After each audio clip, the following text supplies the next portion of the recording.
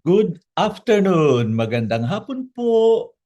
Sabado na naman, 3 o'clock to 4 o'clock, and we are with you again on Senior City Kwentuhan, brought to you by Education Network, Adult Learning and Education Program, Senior sa panahon ng COVID, and Lapis Seesaw. We've been 3 years na, and your co-host since then hanggang ngayon, kami po si Eda Torre at si Tita Girlie. na siya ngayong magiging interviewer. Kasi nga po, bakit ba natin napili itong topic nito sa hapong ito? Kasi nga dalawang dahilan. Sa ASEAN meeting at sa APEC meeting, ang isang malaking isyong dinala ron ng Philippine delegation, including si President Bongbong, ay raw food security. The other is energy security. Pero napag-usapan rin yung problema sa West Philippine Sea. So nakita namin mahalagang mapag-usapan 'yan. Pero the other reason is luckily ang Philippine Rural Reconstruction Movement po na ako ang pangulo, mula nung kami workshop on MANA natin, yung Maritime and Archipelagic Nation ng Pilipinas, nagkaroon ng interest ang maraming kaibigan, tapos nag-offer sila na, uy, gawa tayo ng mas magandang show na lalabas sa television. Ako, bahala kayo, wala naman akong contact eh. Luckily, na-convince nila, pinitch nila yung idea sa CNN. Tapos pinagbigyan, matagal namang ginawa. Maraming interview, saka sabi nila, ay bahala kayong mag-arrange ng interview sa mga mangingisda sa Batangas, sa Negros, sa Camiguin, at kami nila mag-interview sa studio. Nagkataon. Tapos nagsimula na po last week, ang first episode, ang tawag ay The Way Forward. Nitong Miyerkules ang second episode, at yun ang papalabas namin dahil nandun ako. Siyempre. At next week po ang third and last episode. So, sabi nga namin, sige, instead of isang distinct guest pa, yun na lang muna ang ipipresent at pag-uusapan namin. Pero bago po tayo magsimula, alam mo nyo talaga, ang unang iniisip kong guest, di ba, sinabi ko kay Girlie, nung ngayon, ay si Carl Gaspar sana. Dahil maglolon sana siya ng libro niya tungkol sa spirituality. Pero kaso na malungkot na balita ho na siya ngayon nasa ospital, at nanalangin tayo na sana siya makarecover kasi mabigat ang karamdaman niya. So pagaling ka, Carl, and we ask for your prayers for him, no. So balik tayo po sa sa ating episode, at magsisimula po tayo sa usual natin title slide. Ayan. At turn over ko kay Girlie kasi siya ang mag-i-interview sa akin at ako sasagot. Pero conversation pa rin, kwentuhan pa rin ito. Ano ba yung maritime na yan? Tungkol ba yan sa mga seafarers natin na nanganganib ang kanilang lisensya? Kasama na rin yun. Kasi nga hindi labang yung mga isda at mangingisda, kundi halos 20% ng mga marino po, below deck, doon sa engine room, at above deck hanggang officers, ng lahat ng ship sa buong daigdig ay mga Pilipino. Pero problema, mukhang hindi inasikaso ng gobyerno. O matagal na panahon na maraming bago sa pagpapasanay ng mga seafarers natin ang hindi lagi nating nasusunod. Saka hindi certified ng maayos. Kaya nga Kaya winarningan na hindi na sila i-rehire. Kaya medyo scramble ang government na na ayusin ang ating maritime schools at saka standards. Okay. So isa yon. Ano ba yan ang archipelagic na yan? Kasi archipelagic, masyadong maraming syllables. Okay. So, ipangtag mo nga yan sa akin. Hindi ko alam kung anong ibig sabihin ng archi. Pero yung pelagic, alam ko. Ano? Ang pelagic po ay galing sa Griegong salitang pelagos. Pelagos, yata, pelagos. Ibig sabihin, dagat, sea. Ngayon, ang ibig sabihin, at ito hindi ko alam dati, ang nagbigay po sa akin ng isang mangingisda yata, si Ka Cesar, sa Batangas, sabi niya, San Juan. ang archipelago, ang ibig mong sabihin, magsisimula ka sa dagat. So, body of water na may mga isla. Reverse normally tinatanong pag Agriculture. Pilipinas, hindi Pilipinas lalo pag Miss Ah, Universe, how many islands are there? Isla ang unang tinidiscuss, ano? yes. 7,000 islands, low tide or high tide. Ito hindi. Dagat muna, tubig muna, tapos doon may isla. Kaya parang ang paggamit ng salitang maritime na archipelagic pa ay magsimula tayong isipin ang ating bansa, ang Pilipinas, hindi lamang lupa, kundi buong karagatan. So parang si Jezebel yan. Ilalagay natin, sino pa nga ba? Si Neo, yung mga Oo, Nemo. Disney, Animo, whatever.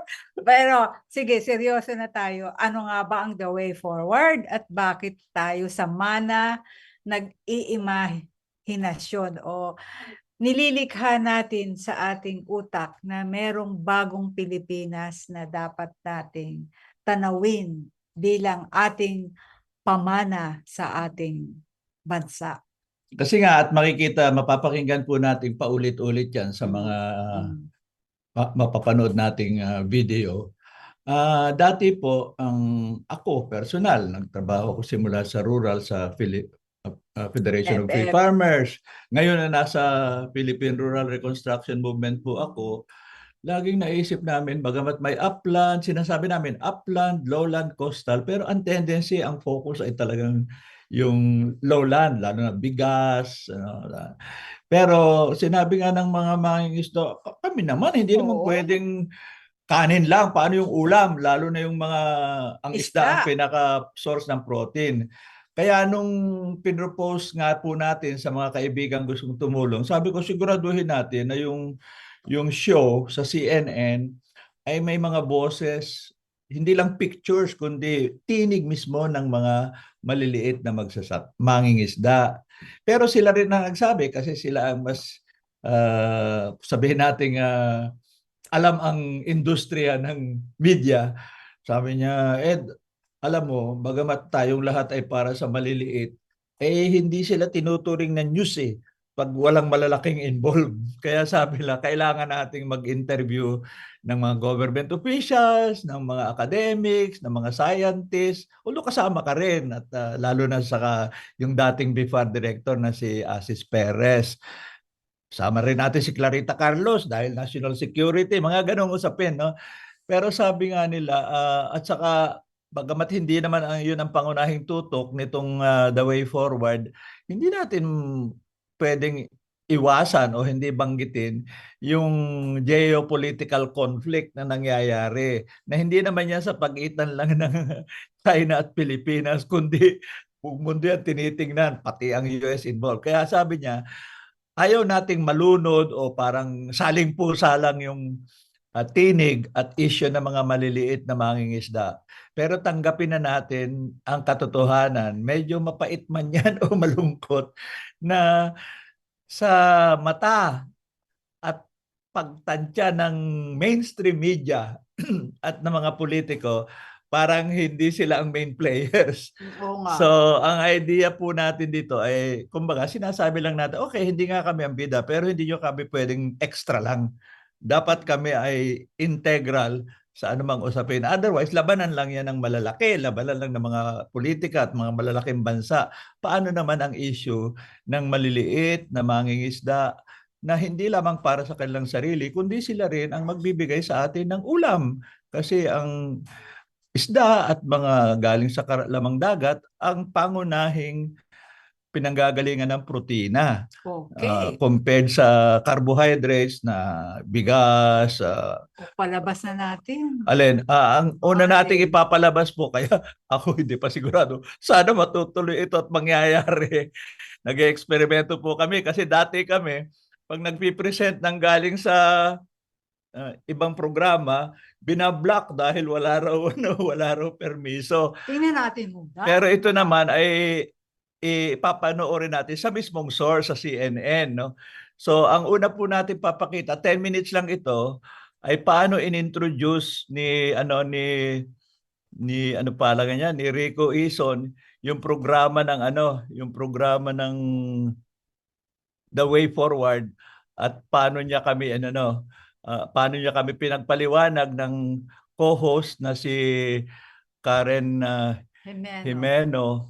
Sorry. The waters surrounding Oh, yun na ba yun? Ito na yun. The waters surrounding the Philippines provide both opportunities and limitations. The Way Forward is a talk show that dives deep into topics like the blue economy, and it will air soon on CNN Philippines. Let's learn more from host attorney Karen Jimeno and the president of the Philippine Rural Reconstruction Movement, which produces the show, Edicio de la Torre. Thank you so much for joining us, Sir Ed and attorney Karen. Thank you, Rico, for having us. All right, let's focus now on the way forward. Why is it going to focus, Karen, on the blue economy?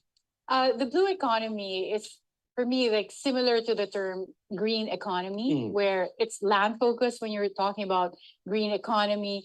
But the blue economy looks at the waters. And people forget that the earth is 3/4 made of water. And this is particularly relevant for the Philippines, where we're more than 80% in terms of our sovereign territory and resources. It's in the water. And the blue economy is now the term being used at the international level to talk about how we utilize the resources in the oceans, both living and non-living, in a sustainable manner. And Sir Ed, why does this blue economy focus and targets on the fisher folks? Well, because the Philippine Rural Reconstruction Movement, like most rural development NGOs, tended to focus on the land-based farmers. And then the fisher folks say, but food is not just rice and carbohydrate, it's also protein, especially fish. So in a way, it's to balance what we would consider in self-criticism, perhaps a relative neglect of the fisher folk compared to the farmers. So how will this blue economy discussion help the fishermen, Sir Ed? Well, they feel, at least the ones we talk to, that they have not received the same level of attention and support from government because they tended to be appended to agriculture, which is always perceived as farmers, land-based. So by saying that they are not just marginal to the land, but part of this bigger resource of the ocean and the rivers, we hope that the fisher folk will get the proper attention and support from the government. And Karen, this is a huge issue, no? It's a major issue that really has to be addressed. Who are some of the thought leaders, scientists, and experts that you will be speaking to in this 3-episode special called The Way Forward? We have scientists like, for instance, Dr. Ona, who's currently with the UP Marine Science Institute. We also have Dr. Asanza, who's with the Science and Technology of the Institute of the Philippines. And then in terms of looking at our policies on national security, we have our current National Security Advisor, Professor Clarita Carlos. And another key guest here is former Associate Justice of the Supreme Court, Francis Hardilesa, who was the Solicitor General at the time that the Philippines was able to secure an arbitral award at The Hague when we had this territorial dispute with China. So, Karen, will these experts, these scientists and thought leaders really give us concrete solutions on how to move forward with the blue economy? Because, I mean, this topic should have been discussed way before. Do they really have the answers? Well, of course, as I would think, there's really no right answer, right, at this time. But we do have to start at least with a discourse on first recognizing that the blue economy exists. And despite the fact that for the Philippines, most of our resources are in the waters because we are an archipelago where 80% of our sovereign territory are in the water. But we don't really have even a policy agenda when it comes to the blue economy. So this is something that we have to start the conversation with, but having the experts around from the science sector, but also from the policy side, really discuss some of the ideas as to how we can move forward with this aspect. And of course, it's not just talking to experts, Sir Ed, thought leaders and scientists, but you also have to talk to the fisher folks. What are their main complaints? What are their issues? And, you know, this is a docu-talk show. Yes. Which areas did you get to visit around the country, Sir Ed? We visited the partner fisher folk organization in San Juan, Batangas, that's for Luzon, and then Northern Negros for the Visayas and Camiguin Island in Mindanao. And part of the goal of this series of talk shows is to get the voices of the fisherfolk from the ground, so that the discourse on policies should be both from the expert, the policymakers, and from the grassroots. There has to be synergies, Yes, no, yes. between the fisher folks and of course the policies of government. Yes. And in this docu talk show, were we able to find the common ground to be able to move forward in helping the fisher folks? Well, at least there's one point where they all agreed on, and that is perhaps there is need for a distinct Department of Fisheries and Aquatic Resources, so that there can be a focus really, not only at support and resources, but also policy, because agriculture is so broad, they tended to be kind of marginalized towards the end. And so I think that's one. The second is, I think it's important, you know, when we talk of the grassroots, we should not talk only of their problems and their needs. It's the potential, the opportunities. Yes, yes. And I think that's what we hope the talk show will be able to communicate to our general public. And help the fishermen, no, and not just import our fishes as well from other countries. And of course, another major problem, Karen, these days is not only supply, but also rising prices, right? Yes. That's number one. And then number two, we have a depreciating peso. Yeah. And then rising interest rates. Yes. And of course, all of our natural calamities that impact as well our fisher folks. Yes, that's true, Rico. So that's why I think this show came at a very opportune time where those are very relevant.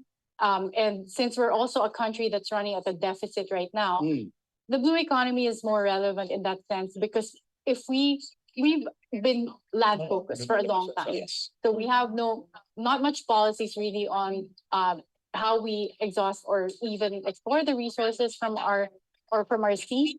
And if we look at the types of resources here and then have a clear policy as to the blue economy, meaning sustainable use of our marine resources, then that might be a potential for us to also address our deficit, have a new source of resources that we can utilize. So this is also relevant, not just for the government, but also for the private sector. And Sir Ed, what are some of the major complaints of our fisher folks? You've been to many places across the country. Do they have common problems, or do they each have different issues? Well, they have something common, first of all, at the local level, because our artisanal fisher folk, the smaller ones, municipal, they're worried that commercial fishing boats enter and cut the fish.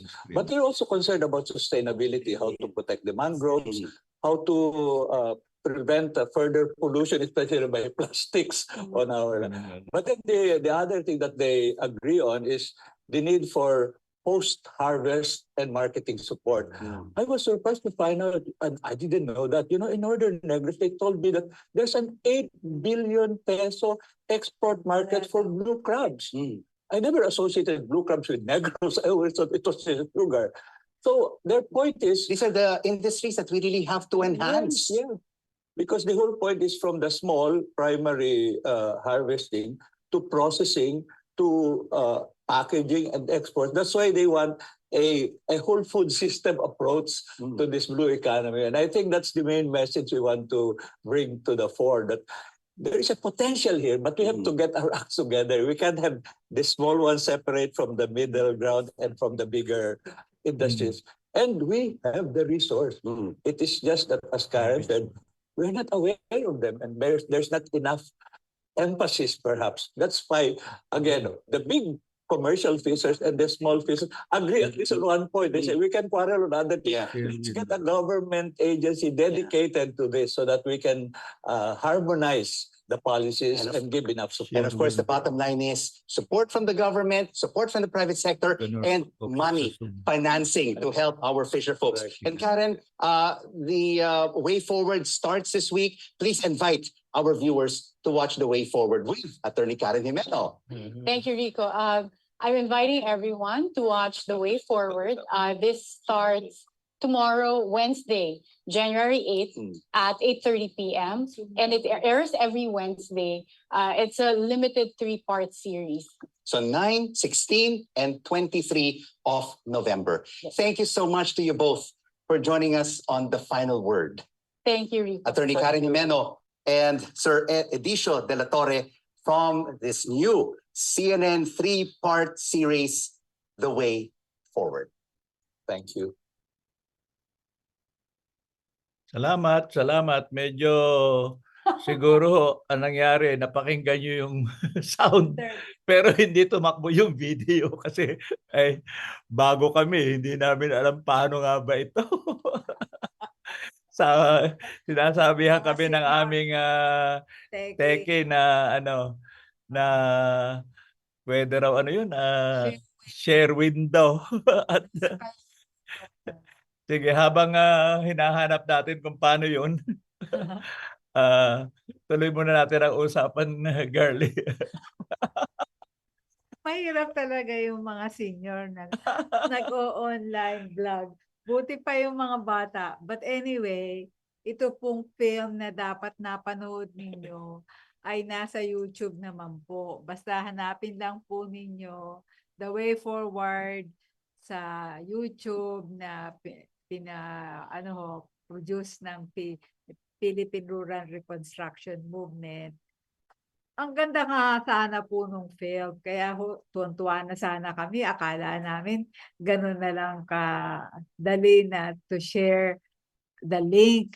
Pero syempre, like us, hindi namin na-expect na sounds lang pala ang matatransfer dito sa Zoom. Kaya ngayon po, pagpasensya na ho ninyo. Interviewin muna ako habang pinag-uusapan namin paano malipat itong ay nako, ano ba yan? Learning ang curve namin ay medyo mabagal, malumanay at dahan-dahan. Pero mahalaga ho na maintindihan natin na kailangan talaga ho pag-aralan natin itong ating mana. Kasi yan po lahat ay para sa ating henerasyon ngayon at sa mga darating pang henerasyon. Ngayon na ulan, malamig, siguro iba naghihintay na may mapanood. Kaya pinag-aaralan ho namin. Paano kaya nga makikita? Waters surrounding the Philippines provide both opportunities and limitations. The Way Forward is a talk show that dives deep into topics like the blue economy, and it will air soon on CNN Philippines. Let's learn more from host Attorney Karen Jimeno and the president of the Philippine Rural Reconstruction Movement. Sorry po. So, going to focus, Karen, on the blue economy. The blue Bakit na ulit? Anyway, tuloy mo na, Girlie. Sorry po. Naduduling na siguro yung mga nanonood sa atin. Pero ang mahalaga ho, pag naintindihan ho natin yung tinatawag na sinasaklaw na ating mana, yung bodies of water, napakayaman po ng ating karagatan. Kasi kahit na titingnan lang po natin yung mga islands, yung 7,100, titingnan po natin yung exclusive economic zone, yung lawak at lalim ng ating mga karagatan at mga nasasaklaw ng tinatawag na maritime resources. Kasi pag pinag-uusapan po yung security or food security, or self-sufficiency, malalaking bagay ho yan. Hindi lang po nakabatay sa lupa at sa ating mga sinasaklaw at sinasakang mga bukid. Kasi ang buong karagatan po ay isang malawak at malalim na resources or ano ba ang tawag doon? Kabukiran. Yamang dagat. Yamang dagat.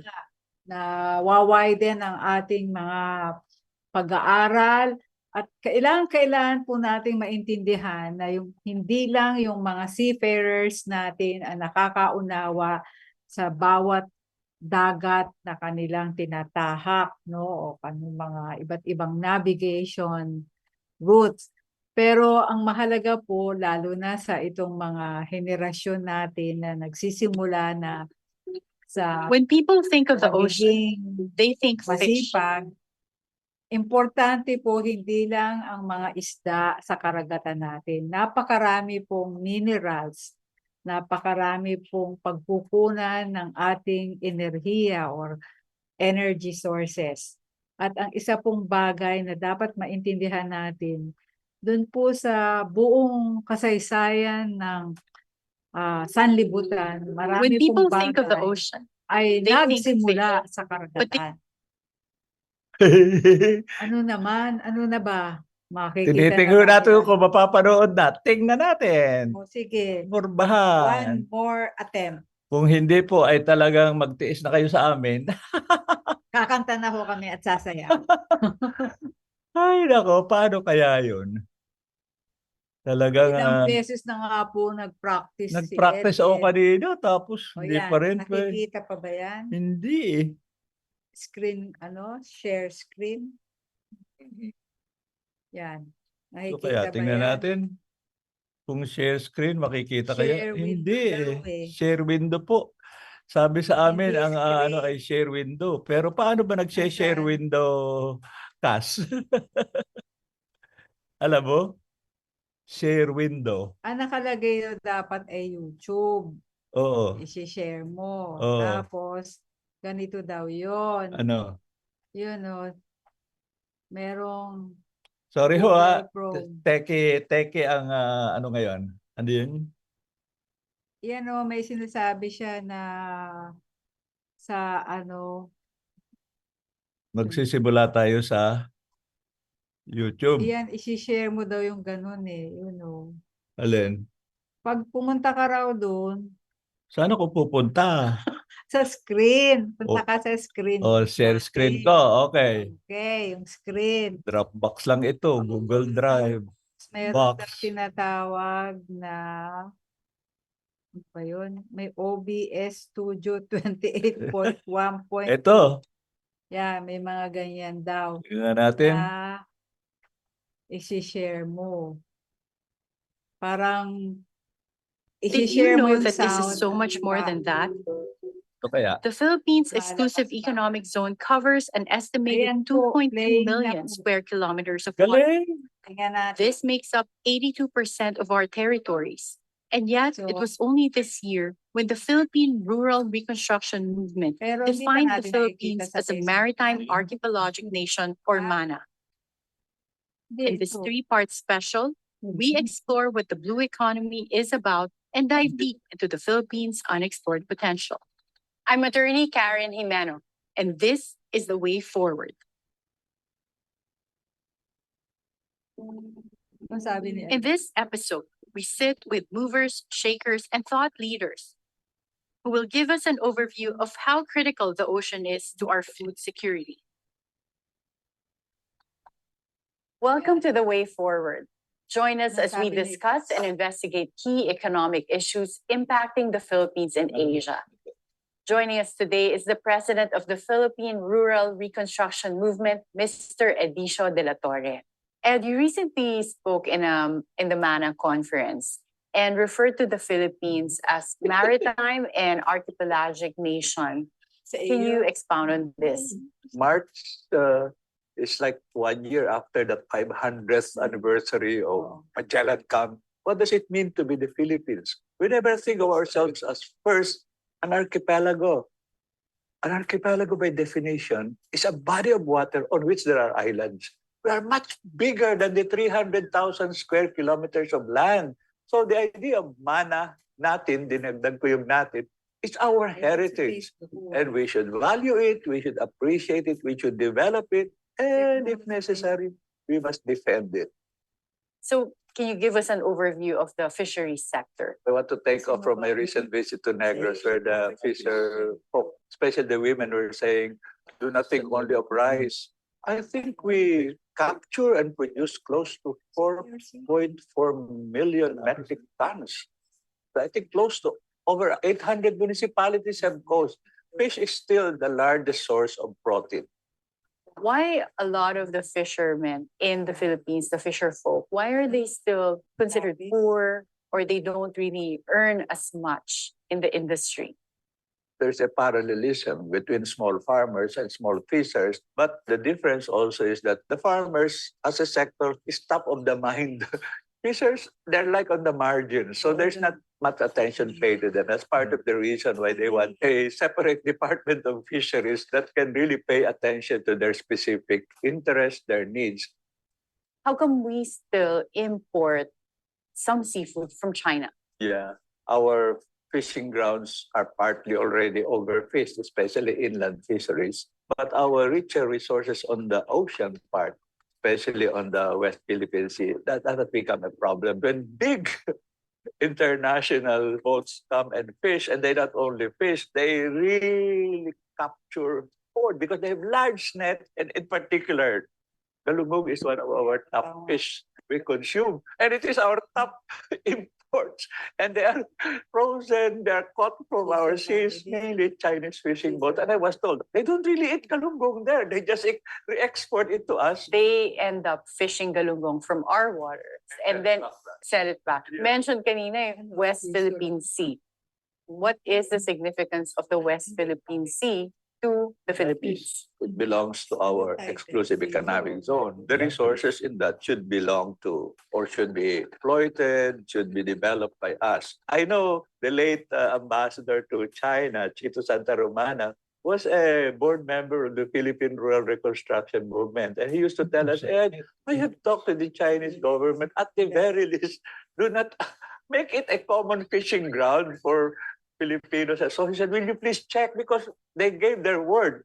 I said, in some areas, they do allow, but in some areas, there's still a problem between their Coast Guard and our fishing boat. So why do you think is it important that there should be multilateral agreements as opposed to bilateral with China? Realistically, in an unequal world where you might have all the rights legally, morally, but you are not as big a player as your, let's say, co-negotiator partner, it's good to harness support from other interested nations. They will do it because it's in their interest that these common grounds should have free and open passage. We have to approach this multilaterally because this is not simply a question between two countries. I think this is something that would be effective against China. It gives us a much better leverage, negotiating position vis-a-vis China. So what is the value of the UNCLOS and the arbitral award to the Philippines and specifically the fishermen? We have the power of principle, but we still have to continue arguing. And hopefully the principle of power is not just the alliances among the nations, but also the organization of our communities, the fisherfolk, and also hopefully with politicians who respond to them. We are supposed to be the center of marine biodiversity of this part of the world. So we should look at our position here, not only in terms of our interest, but the global interest. So what is your message to our fisherfolk? You must start with what we can do with our own effort. Mahalaga tayo. And more important, on the larger picture, mana natin ito. So let us appreciate it, let us develop it, let us protect it. Thank you so much, Ed. You've really highlighted how important it is, like the resources we have in the Philippines, in our seas, but also the role of the fishing community in this. And I hope that the government can really do something to help them. Thank you again for joining us today and sharing with us your insights, Mr. Edicio de la Torre. This is the way forward. When we return, we look at how we can further strengthen our fisheries sector through government intervention. Joining us is former Congressman Jonathan de la Cruz. Tingali, kung making-dialogo ang ating presidente po sa China, aron malikayan ang mga dili maayo nga mga panghitabo sa atong relasyon sa China isip mga amigo sa Pilipinas. Dialogo ang gikinahanglan. Mga nga barko nga naa sa laing nasod nga nakasud dito siguro sa sa mga Taiwan, Thailand nga dito ta nag-export hinuon nila ang kita hinuon nga mga taga Pilipinas wala hinuon ta makakuha sa pahimo sa atong isda ni palit na hinuon ta nila dito sa taga-gawas nga ato man ang isda.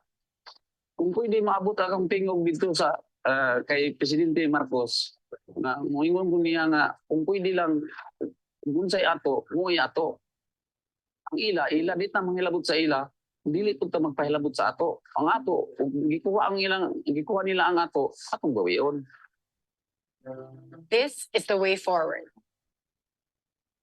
Joining us today is former Abacada Congressman and media practitioner, Jonathan de la Cruz. Welcome, Kong Jonathan. What do you think are the important issues that need to be addressed soonest when it comes to the fishing sector? Of course, we have to take care of our fisher folks right now. Most of our coastal communities are populated by what we call marginalized fisher folks. The most important consideration right now for us to ensure that these coastal communities are properly subsidized and the living conditions are sustainable. We have to upgrade our fishing industry. We don't want to have a situation where the bigger fishing fleets of China, for example, or Vietnam will aggressively get into our fishing waters. During the Marcos years, meaning the first Marcos administration, there was an effort to put together a group of fisher folks. They were organized and the government put together what we call a cold chain. We have a lot of fish and everything else, but we don't have the logistics for this to be able to be processed, for example, or brought to market. For example, right now, if you remember, 93% of our salt requirements, is imported. And one of the ingredients for fish drying and everything else to ensure that your fish catch is not going to be thrown away is you have to preserve this. Actually, we can focus on our fishing industry.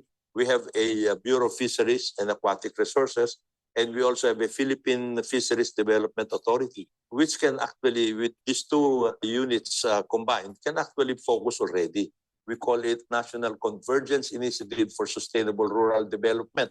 One very important issue that is impacting the fishing industry is also the issue of importation. Why does it seem like there's a lot of importation, even if globally the Philippines is one of the richest marine center for the world? We have neglected our fishing fleet. We still have pangkas, and our fishing equipment are not really using modern technology. What about galunggong? Why are we importing most of it A from lot China? of it from China. Again, because we have not taken care of our fishing grounds, and it is also possible that they are aggressively getting into our fishing grounds. Yeah, and then we're buying We our are own buying fish, our own basically fish from them. But it's very, very possible. The troll fishing and everything, and our fishing grounds are suddenly, most of these are destroyed, the corals are destroyed and everything else. Kong Jonathan, what would be your message to the fishing community and then to policymakers, considering everything that we discussed today?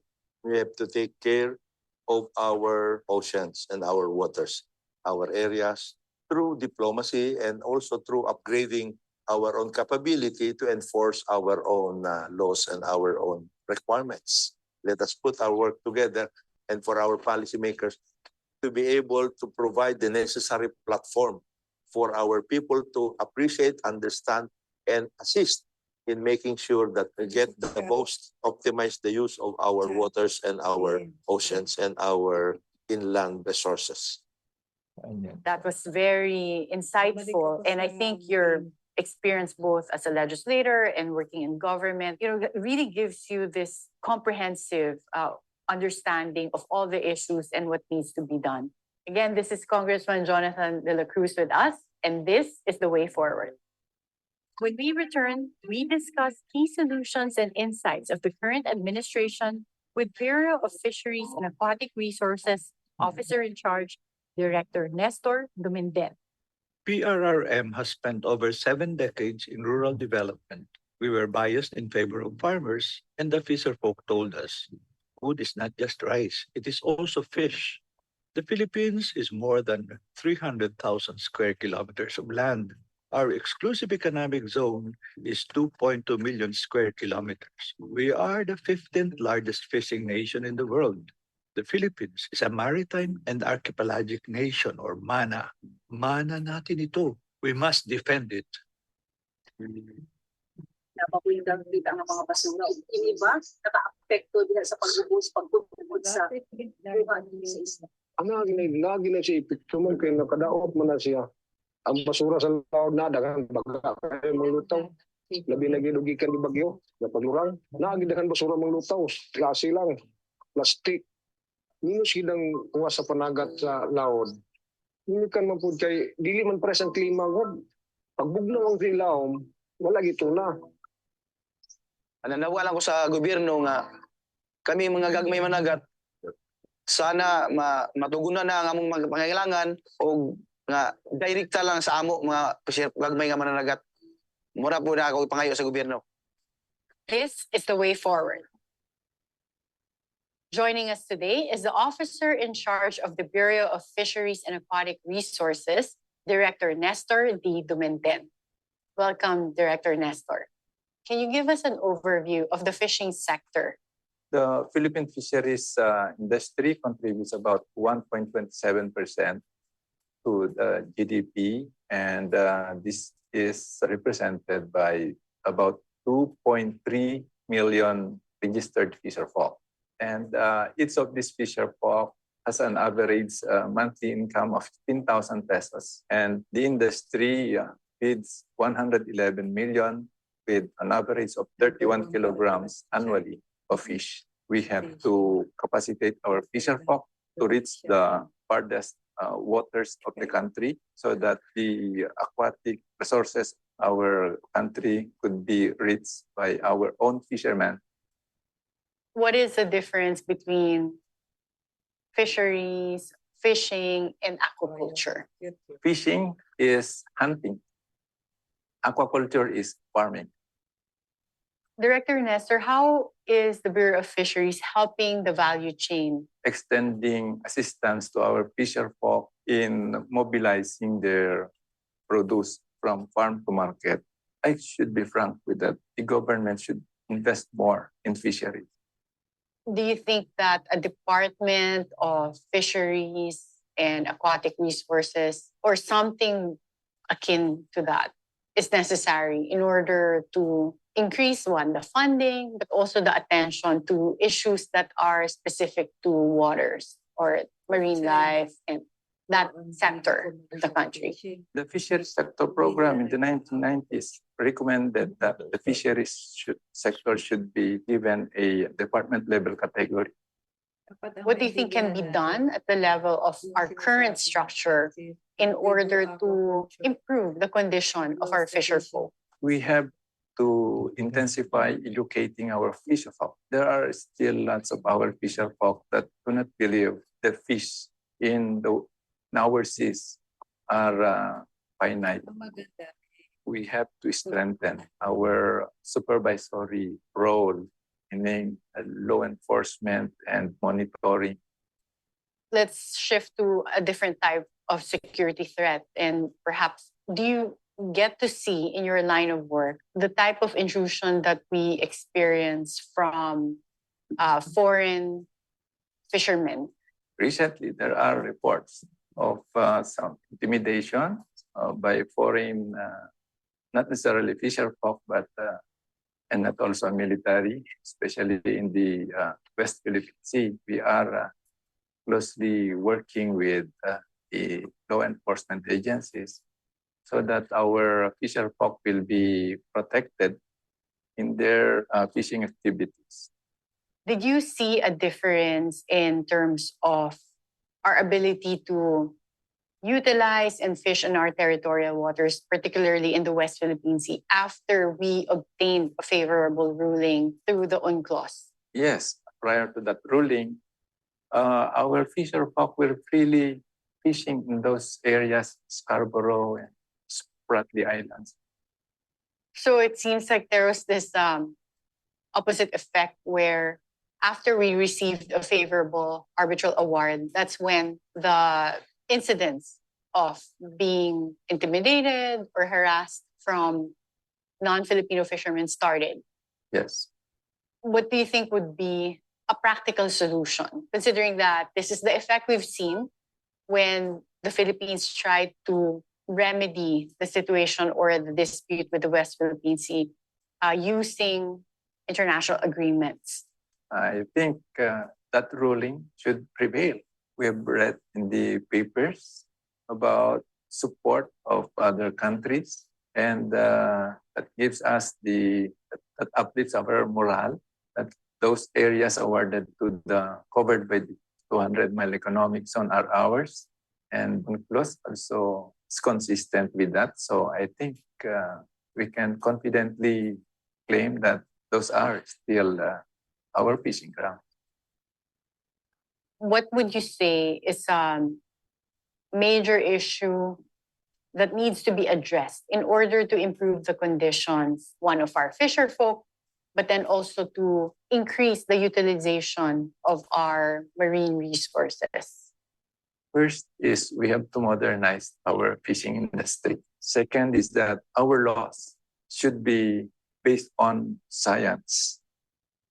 Director Nestor, lastly, since you're the officer in charge of the Bureau of Fisheries and we are talking about the blue economy, what would be your message to our government and policymakers when it comes to this blue economy? And what is your message to the fisherfolk?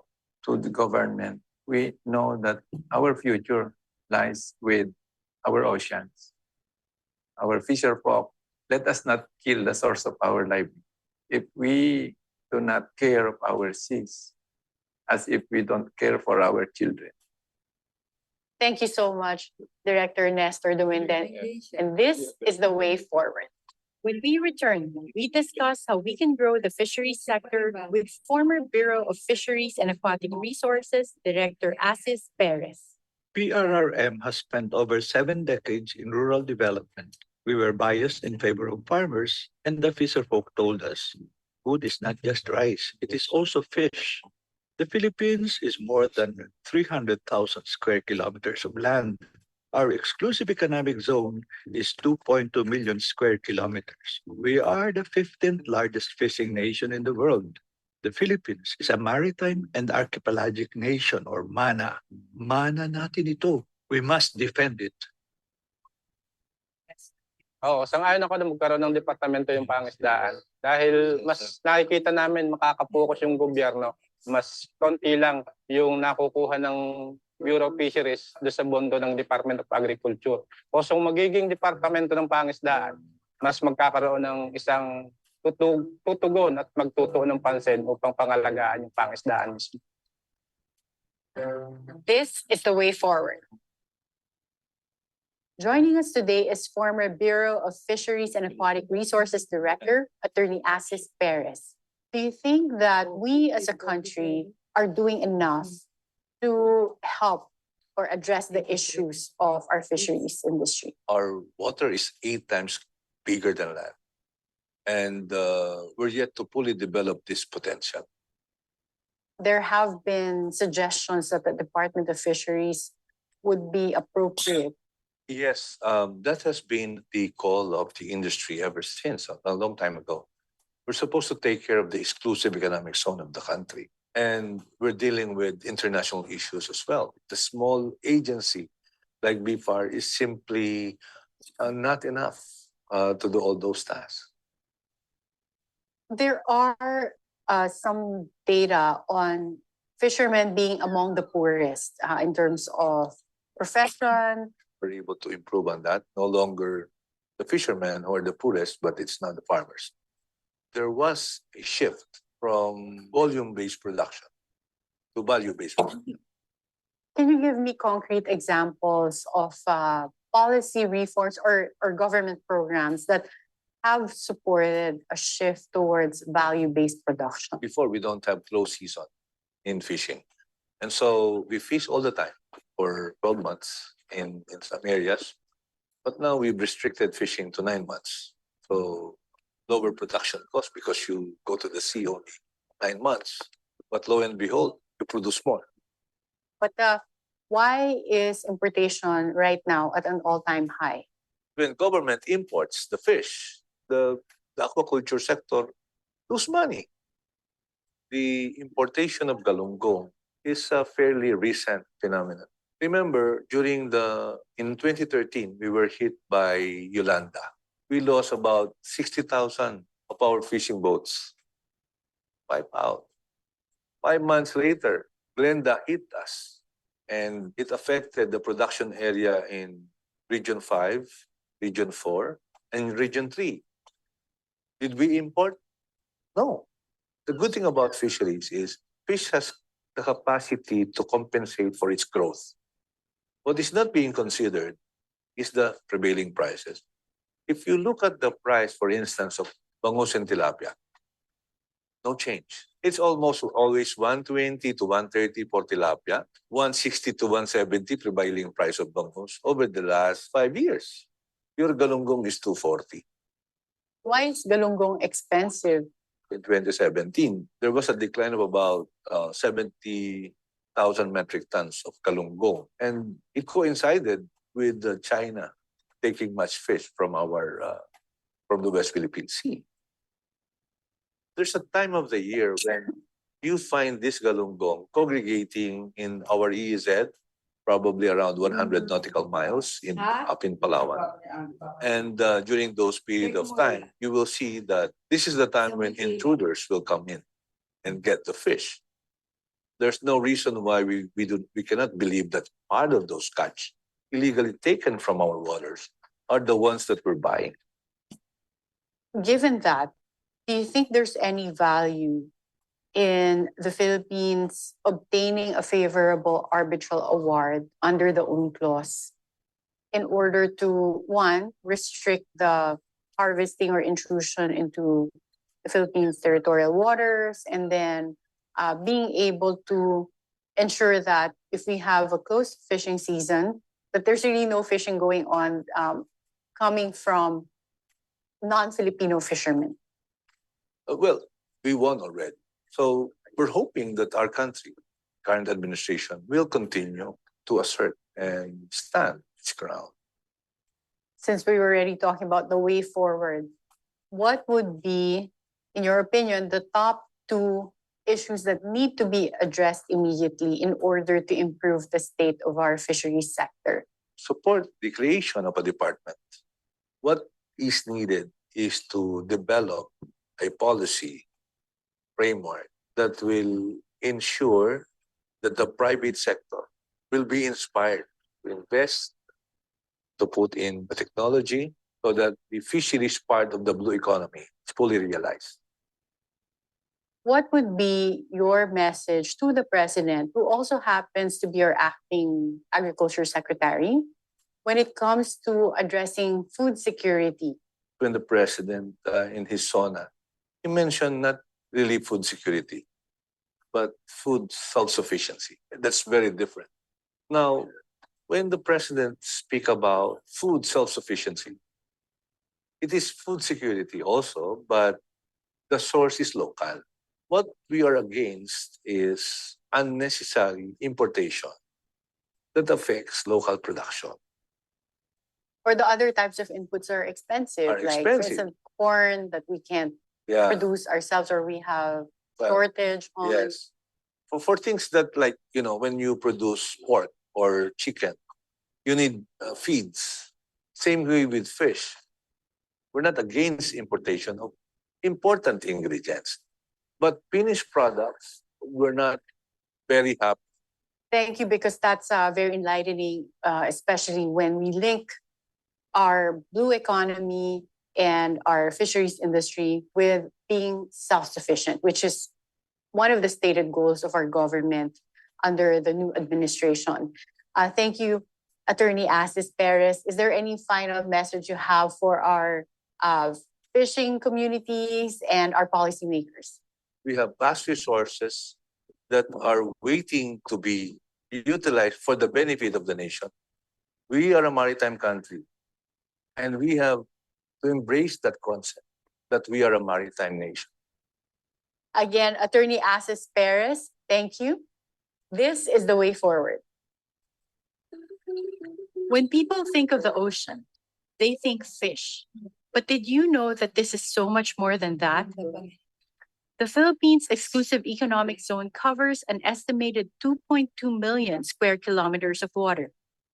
This makes up 82% of our territories. And yet, it was only this year when the Philippine Rural Reconstruction Movement defined the Philippines as a maritime archipelagic nation, or MANA. In this three-part special, we explore what the blue economy is about and dive deep into the Philippines' unexplored potential. I'm Attorney Karen Jimeno, and this is the way forward. Okay, maraming salamat. Ay, salamat po kay Cass.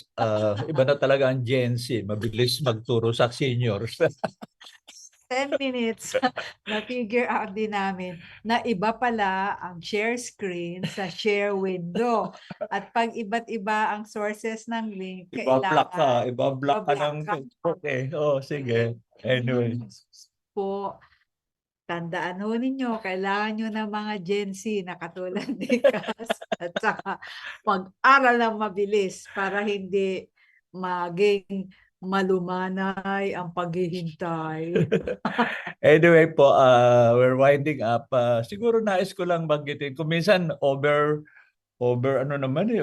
credit na kami raw sa PRRM ang nagpasimuno ng MANA. Kami lang ho ang nag-popularize kasi sa totoo lang, bihira talagang gumagamit ng maritime and archipelagic nation. At gusto ko rin ulitin po, ako personal, tumingkad dyan sa akin nung napakinggan ko si Attorney Asis nung patapos kami nawala na sa DA kasi ako po ay consultant ni Secretary Alcala, si Attorney Asis naman ay BIFAR. Sinabi sa isang lecture, "Uy, bakit hindi tayo nag-iisip sa sarili bilang maritime nation? Masyado ng bias." Kaya mahalaga yung reminder po sa atin. At yun rin ho ang laging paulit-ulit na binabanggit ng mga mangingisdang na nakausap ko, whether sa Batangas po or sa Negros o sa Camiguin, sa Bataan, sa Zambales, no? Kaya sana po ay mabigyan ng karampatang pagpapahalaga. Pero lumalabas talaga, kaya kami natutuwa sa mga kaibigan namin nagmalasakit, no? Hindi naman ho kami pinabayad diyan, sinabi lang kayo ang mag-arrange ng i-interviewin namin at kami rin ang mag-arrange ng pakiusap sa ating mga media people, no? So pero ayaw lang nilang may pagka-modest ko ang aming mga kaibigan. Hindi lang 'yun dahil sabi naku, pag nalaman kung sino kami, baka pupuntahin kami. Mahilig naman ang ibang libre-libre. Baka kasi nagtatanong ko kayo na biglang yaman ng PRRM. Basta si Ed ho yung voice over dyan sa film na yan, libre din ho yan. Libre ho ang talent ko dyan. Pagamat dinala pa ako sa Pero studio. maraming 11 takes, ganun pala pag professional, no? Akala ko magaling na ako magsalita. Sabi hindi, at saka kailangan sa loob ng 1 minuto. Isa rin hong learning sa katulad ko personally at saka mga NGOs, iba talaga pag pumasok ka at ang kausap mo ay talagang mga technical people, professional people, at saka may sense sila. Siyempre tayo, enjoy na tayo pag nagpapusap. Kung gusto mong respetuhin ka at manood yung iba, gawin namang maayos. So, sila talaga ang laki ng tulong sa amin. At yung uulitin ko, yung advice nila, kababasa ko nga recently kay Mother Teresa Bayo na galing sa isang aktivista sa States doon. May saying yung anyway ang tawag. Para ang isa ay people always root for the underdog, but they follow the top dogs. Yes. So root for some underdogs anyway. Ganun po ang tema nito na underdogs talaga, mga mataso ang reference, underfish o pero pinapakinggan yung policy makers, yung mayayaman, lalo na makapangyarihan. Pero it doesn't mean we have to give up. Kaya ako'y natutuwa na yung ating in-advocate, bagamat kami in-interview sa studio, hindi naman pwedeng dalhin yung mga mangingisda sa CNN, pinuntahan ho ng film crew at in-interview sila at makikita naman nyo, hindi yan talaga authentic ho yan, hindi minake-upan, hindi binigyan ng script, basta tinanong sila. Kaya iba-iba ang position nila, no? Yung isa, mag-usap sila, yung iba naman, hindi, atin ito. I think mahalaga hong ma-develop natin itong pamamaraan, lalo na kaming nasa NGO, na paano pagtagpuin at mag-combine ng tinig ng maliliit pero dapat organisado mga leader at saka tinig ng mga nasa kapangyarihan na gusto namang kahit paano ay sumalo. Ikaw, Girlie, anong impression mo sa katapusan ito? Sa susunod na mga kabanata, sabi ko kay Ed, ganyan na dapat tayo. May mga film clips. Naku. Pinapakita gano'ng kayaman ang Pilipinas. Parang nakikita mo talaga gano'ng kahalaga yung mana. Kasi siyempre, pag nag-i-interview ka lang ng mga guest resource speakers, marami rin silang alam. Pero siyempre ngayon, sa creative economy, kailangan maganda yung pinapalabas mo. At authentic, hindi augmented reality. Hindi scripted. Oo, hindi scripted. Hindi rin naman spontaneous, pero evidence-based. Ganyan. Diba? Kaya pinapag-usapan nga namin mga last 2 months, baka ilang episodes Sa for this year. December. Next year nga, 2023. Ano ang bagong dapat improvement natin dito sa Senior City Kwentuhan? Ang isa nga, kasi nga ang hirap ko minsan mag-arrange po ng nung live guest. Baka pwede i-combine na yung iba, i-shoot na muna mas maaga, although hindi kasing professional yung CNN. Pero okay naman kahit iPhone eh. So, may kombinasyon ng live guest at saka may clips na interview, mga 10 minutes, 15 minutes, no? So, abangan po, yan ang kasama ng continuous learning nitong inyong mga host na senior techie.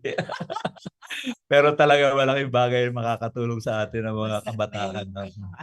Mga taking Gen Z na willing na makinig ng isang oras para maayos yung aming mga film clips. Ganyan. Anyway. So, dyan na lang po nagtatapos ang ating special episode na ito. Na maraming salamat dahil kahit nagkaroon ng konting aberya sa simula, ay nahabol naman sa tulong ho ng ating tech support. At hanggang sa susunod po, sa susunod na Sabado muli, alas 3 hanggang alas 4, ulitin po. Tayo? Hindi naman. Pero yung panoorin naman sa Miyerkules, saka sa CNN, 8:30 sa gabi, Wednesday, tapos may replay sa Friday at Sunday.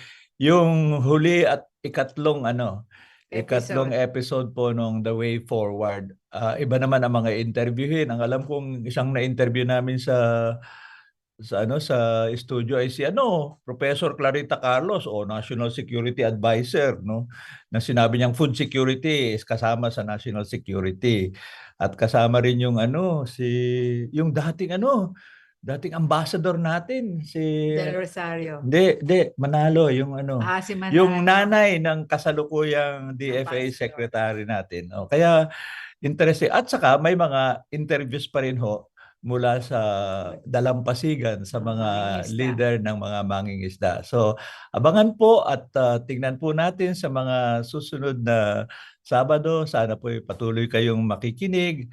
At uulitin po, ito po ay recorded and maliban sa makikinig nyo sa Facebook pages na nag-live stream, ito po ay ipopost sa YouTube kung gusto po nyong panoorin muli. At kantyawan kami doon sa unang parte.